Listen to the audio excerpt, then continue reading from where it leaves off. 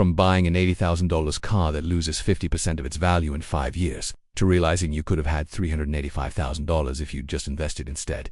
These are 7 investments that are keeping you poor. Improving your home feels like one of the smartest things you can do with your money. After all, it's your biggest asset. Not always. Every year, millions of homeowners pour tens of thousands into luxury upgrades believing it will raise their home's value. And while some renovations do offer decent returns, many are just expensive personal choices disguised as smart financial moves. On average, they cost $75,000, but only return about $45,000 when you sell. That's a 40% loss, not even counting the stress, time, or debt. Spa bathrooms, home theaters, elaborate landscaping, same story. You may love them, but buyers don't pay for taste. They pay for utility and flexibility. Worse, hyper-customized features can actually repel potential buyers. Think you're adding value with a custom gym, aquarium wall, or built-in bar. Unless your future buyer shares your exact lifestyle, you're reducing your market, not expanding it. Sarah from Atlanta learned this the hard way. She spent $90,000 upgrading her master bath with imported marble, a sauna, and a Japanese soaking tub. 3 years later, her realtor told her buyers were turned off. Too niche, they said. She sold for $30,000 less than asking. A painful lesson. Wealthy homeowners think differently. They invest in things that protect the value of their property: a new roof, better insulation, neutral paint, upgraded windows, or an efficient HVAC system. These aren't sexy, but they deliver quiet ROI. It counts. So what's the takeaway? If you're renovating just for your own enjoyment, that's great, but be honest about it. It's consumption, not investment. And if you're using debt to do it, the risk multiplies. Smart rule. If it doesn't solve a clear functional issue, or you're really not planning to sell in 5 years, think twice before calling it a financial move. Ever done a home upgrade you thought was an investment, but turned out to be a loss? Drop it in the comments. You're not alone. There's something seductive about collectibles. Limited edition sneakers, rare watches, vintage comic books, trading cards. They feel like a smarter, cooler way to build wealth that's investing, but with style. Right? Not quite. Here's the truth. Most collectibles are not investments. They're speculative assets that depend on hype, emotion, and timing. 3 things no serious investor relies on. Take the sneaker market. Resellers make it seem like buying the latest Yeezys or Air Jordans is a shortcut to passive income. But for every person who flips a pair for a $200 profit, there are thousands stuck with boxes collecting dust and value slipping fast. Trends shift, demand dries up, and what was once limited suddenly isn't cool anymore. A watch is one of the most misunderstood financial plays out there. Luxury watch sellers often say it holds its value. That might be true for very specific models, like a Rolex Submariner or a Patek Philippe bought at retail price and held for years. But most people buy at inflated resale prices. And even then, maintaining and insuring high-end watches can eat into any gains. Let's talk liquidity. The ability to turn something into cash. If your investment can't be sold quickly at market value, it's not liquid. And most collectibles are painfully illiquid. You may love that signed Jordan rookie card, but try selling it in recession when no one's spending $15,000 on nostalgia. There's also the risk of forgery and counterfeits, especially with art, luxury goods, and trading cards. Unless you're an expert or working with a verified dealer, you may be throwing money into something fake. Jake from Chicago spent over $20,000 building a sneaker collection. He considered it a portfolio, but when he needed cash during a job loss, he discovered the harsh reality. The resale market was cold, and most of his inventory sold for 50 to 70% below what he paid. The wealthy do sometimes buy collectibles, but they treat them as passion assets, not financial ones. They buy them after their core investments are secured. They buy what they love, expecting nothing in return. So unless you're a true collector with deep knowledge, treat collectibles as what they really are, luxuries, not investments. If you thought this was a smart investment, get ready. The next example is even sneaky. It shines, it roars, it turns heads, and it's one of the most common financial traps out there. Buying a luxury car and calling it an investment. Here's the illusion. It holds value. It shows success. It's reliable. But the truth, a car is a depreciating asset, and the fancier it is, the faster it drops in value. Let's get specific.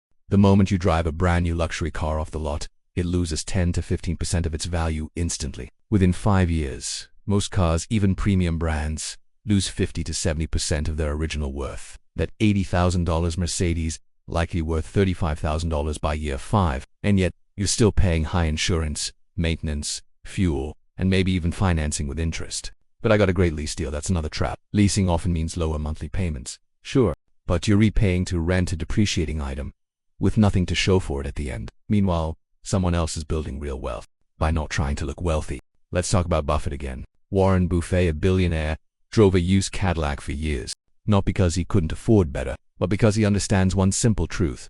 Wealth isn't what you drive, it's what you own that pays you. And yet, so many people stretch themselves thin for the illusion of success. They finance cars they can afford to impress people who don't even notice or care. Jake from Austin bought a brand new BMW M4 after his first big promotion. Monthly payment, $950. He wanted to sell, only to find he still owed $10,000 more than the car's market value. It was an ego purchase, he admitted. I felt rich, but I was broke. So what do the wealthy do? They buy value-based vehicles, reliable, efficient, used cars that hold their value better and require less upkeep. Think Toyota, Honda, Lexus. They prioritize net worth over Netflix. And here is a fun stat.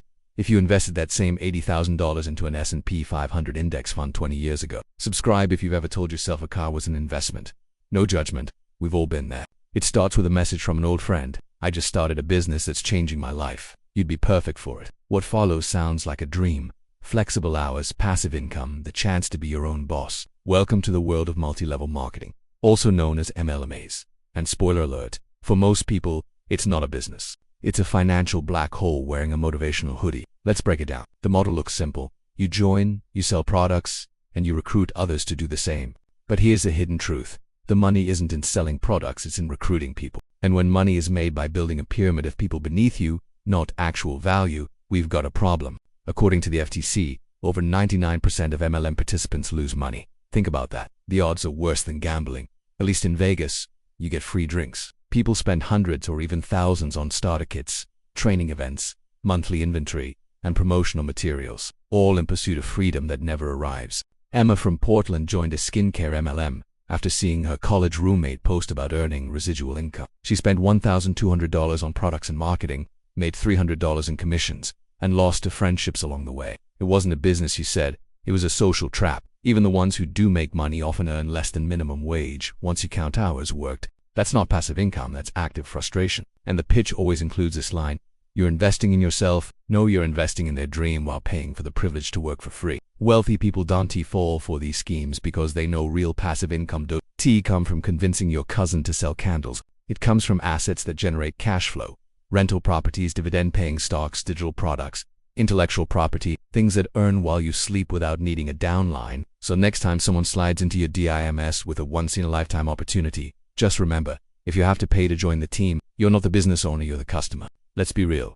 Crypto sounds like the ultimate investment hack. It's fast, futuristic, and every time Bitcoin spikes, someone posts a screenshot of turning $300 into a Lambo and, hey, blockchain is revolutionary. But investing in crypto without a clear strategy, that's not forward thinking, that's financial roulette with better branding. Here's the trap. People buy crypto not because they understand it, but because they're afraid of missing out. That's FOMO investing. And it's a guaranteed way to get burned. If your entire investment plan is, I saw it on TikTok and it's going to the moon, you're not investing. You're gambling in code. Take altcoins, for example. There are over 20,000 cryptocurrencies today. Some have real-world utility, most don't. And some, like the infamous Squid Game coin, were outright scams that vanished overnight, taking millions with them. Then there's timing. Many people buy at all-time highs, the point of maximum excitement, and sell during crashes, locking in losses. That's not bad luck. That's lack of a plan. Marcus from Dallas bought $8,000 worth of various coins in 2021. Right before the crash, he didn't research. He didn't diversify. Wealthy investors treat crypto like one slice of a diversified portfolio, not the whole pie. They use cold wallets for security. They understand tokenomics. They follow actual use cases, and they only invest what they can afford to lose. If you're deep into crypto, ask yourself, do you understand the technology or project behind the coin? Do you know how to secure your investment?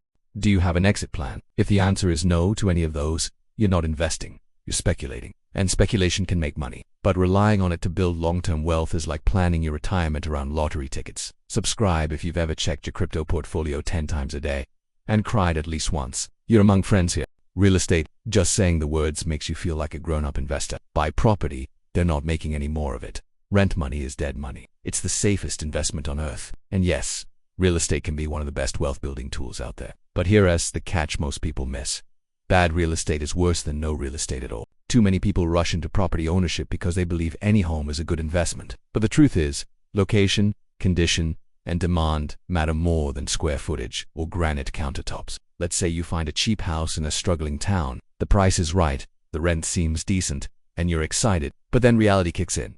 High vacancy rates, low quality tenants. Property taxes keep rising, neighborhood crime scares, off-renters, zero appreciation over time. Suddenly, your investment property is a full-time job in a money pit. Karen from Michigan bought a triplex in a small town she'd never lived in, based on an online seminar. Within a year, 2 tenants stopped paying. 1 unit flooded due to bad plumbing, and the city issued a fine for code violations. Her passive income dream became a stress nightmare. And flipping, that's a whole different beast. Unless you know the market, the permit process, local contractor, and cost estimation inside out, you'll bleed cash faster than you can hammer drywall. Wealthy investors know this. They don't buy cheap, they buy smart. They look for areas with job growth and population increases. Properties near infrastructure upgrades, rentals with cash flow potential, not just appreciation, low maintenance, buildings in stable neighborhoods, and most importantly, they run the numbers. Does rent cover the mortgage, insurance, taxes, and repairs, with profit left over? If not, it's not an investment. It's a liability with bricks. Remember, a property that looks like a deal can turn into a debt anchor if it's in the wrong place with the wrong tenants or the wrong timing. And just when you thought it couldn't get worse, it absolutely does. It's sold as the ultimate 2-in-1. It's life insurance and an investment. Sounds smart, right? One policy that protects your family and grows your wealth. What could go wrong? A lot. Actually, let's start with the basics. Whole life insurance is a permanent policy that includes a cash value component. Over time, that cash value grows slowly, and you can borrow against it. The problem? It's insanely expensive compared to term life insurance and a terrible place to grow your money. Take this example. A 40-year-old healthy person might pay $400 per year for a 20-year term policy with $500,000 in coverage. That same coverage with a whole life policy, $4,000 to $5,000 per year. That's 10x the cost every year. And that extra money, you'd think it all goes into growing your cash value, right? Wrong.